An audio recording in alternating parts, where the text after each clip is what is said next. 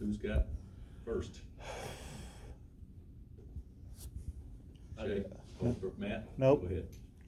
What do you think? Just any general thoughts on UMKC? They've actually, their scores are pretty, can show that they've really improved. I haven't seen all the games yet, but I've watched some. But that when they went to the Bahamas, they played pretty well to beat George Washington and East Carolina, and then the team they lost to, if I'm not mistaken, in the finals was Liberty, and Liberty's still undefeated. So they played Iowa State good. I mean, that score wasn't indicative of how close that game was. So I think that they're playing pretty well, and they certainly play. Bill plays a ton of guys. Plays I think 10 guys all double-figure minutes, and they have balanced scoring. At least leading scorers averaging 12. So obviously there's a lot of guys between 8 and 12, but I think they're certainly much improved. You've talked a lot about the youth on your team here, still being young, even though they're kind of known names. How do you navigate that? I mean, are you able to coach these guys different because they're young but also veterans at the same time a little bit? I probably don't coach them different regardless of classification. I never have. I've always thought the freshmen, they got to do the same thing the seniors do, and whatever. Now you should take into consideration when they have no chance not to know. It's not anybody's fault.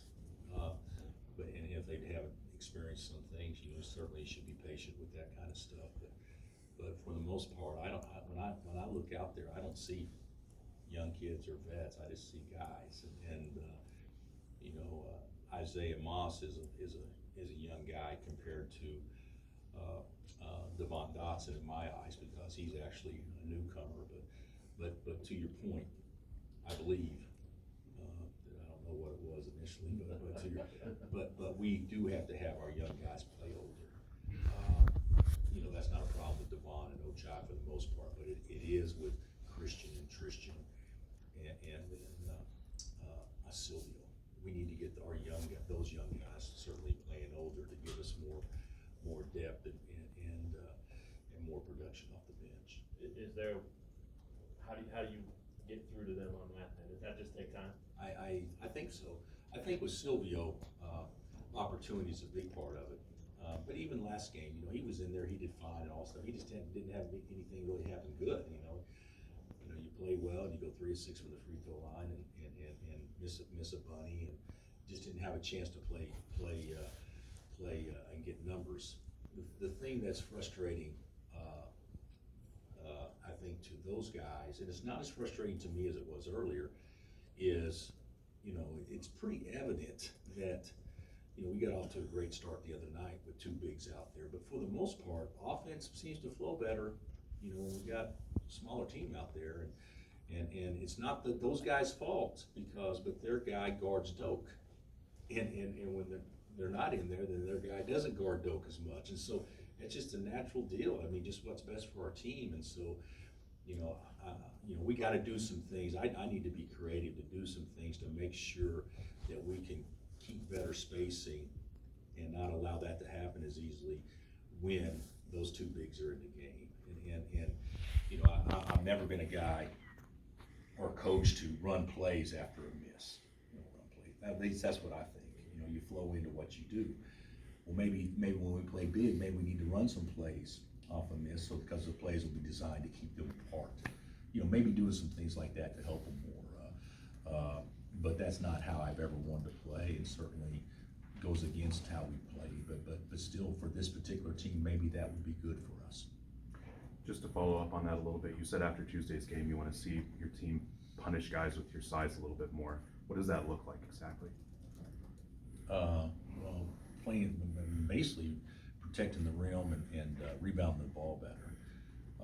I think, we rebounded pretty good the other night, the first half, and then the second half, they got a lot of long rebounds. We didn't rebound as well as the numbers the first half, and we probably rebounded better than the numbers the second half.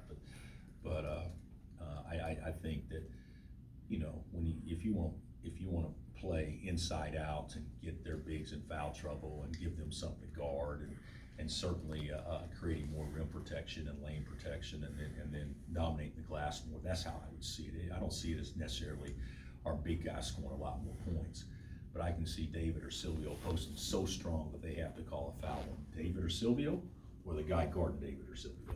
And I don't think we're doing that there as much, because not too many people can throw that many quality bigs out there as what we can. So if we can get to their bench, I would think that would be an advantage to us. When subs come in, how do you not have a drop off in activity level and production? Well, I think we have had a drop off, and that's not really negative, but I think a lot of the drop off is not anyone's fault. It's just maybe confidence and being reactionary as opposed to thinking.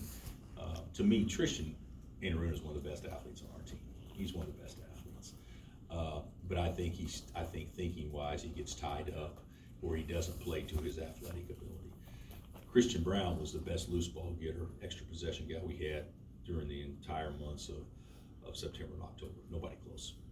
But we haven't seen that in the game yet because he just worried not what do I get back, but he's just worried not to screw up. So I think experience will help with that as much as anything. Bill, you said earlier in the season that you thought this team had a fairly high ceiling defensively. When you guys play small, what does that ceiling look like in your ideal world? Well, I think when we play small, you take away, in theory, one of the things that we will not do well playing big, and that's switching all ball screens, switching all screens, things like that we would do better. My teams defensively, and I think most coaches would probably say that, are better if they know this is how we play, as opposed, well, when we play this lineup, we're going to play this way, or when we play this lineup, we're going to play that way. You play the same way. Well, if we play the same way that's best for our defense, that means David and Silvio have to guard guards, and that hasn't been as good for us as what I thought it could be, but we are actually better at it than we were a month ago. But to me, when we play small, if it allows those positions to be interchangeable to the point where we can get support from the big guy if the other teams try to post those guards, which could also play to our favor. And then of course, much easier to get to shooters if you're able to switch everything. So that's kind of how I see it. You've had some really good defenses during your time here. Do you feel like this can be one of those? Not yet, no. No. Devon is great on the ball. He's not very good off the ball yet. There's a lot of things, guys get behind our head a lot, too much. But I think we could develop into one of the better ones. But guys, I'm not I could be wrong with this. You guys can look this up. But when we had those freshmen, Mario and Julian and Brandon, to go along with Russell and Sash and Darnell and that group, I think we led the country in field goal percentage defense, playing 3 freshmen and 2 sophomores. And we didn't switch. We didn't switch anything. So you had to be tough enough to fight through everything, and you had to learn how to show and cover and help. And so, we won a national championship and never switched anything. So to me, I feel like the way that we do it now is easier to guard other teams' actions because switching obviously is harder to screen. But I don't think we have that mindset that those teams have, not by any stretch yet. That's kind of where I was going with the next question. 10.5 years ago with the national title team, they were much more experienced. But both teams have some depth inside, have some guys that can shoot, have some guys that can play defense, and have some tough guys. Can you draw any other comparison? Well, those are pretty good. You think about that team. Cole Aldridge didn't play a lot. He ended up being the second team All-American the next year, and we had depth, and we had a Marcus was our Russell Robinson, so to speak. Although Marcus is probably better at defending more people. You had some similarities, but I don't think this team still takes the same pride that team took to get stops. I mean, guys, there were teams in the Big 12 that didn't hang 40 on us. There were times we were up 43-8 to start a game, against B12 opponents. I mean, we had some guys that, when things were going well for us offensively, it didn't affect how they guarded on the other end, and I don't think we're quite there yet, not close. Bill, you've referenced, right back, you've referenced Ochai's confidence rising lately. How much of that is a product of playing with a freer mind, like you told him to do maybe a few weeks ago when you said that with him?